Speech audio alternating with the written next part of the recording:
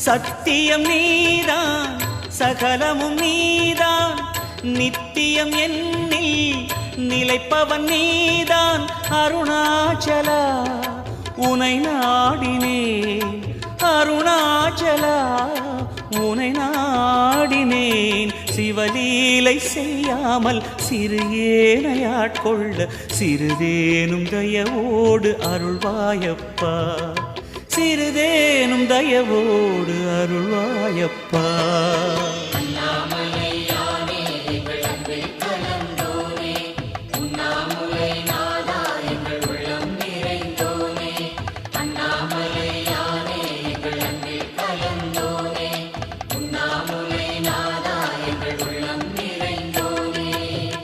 சிவமயமாக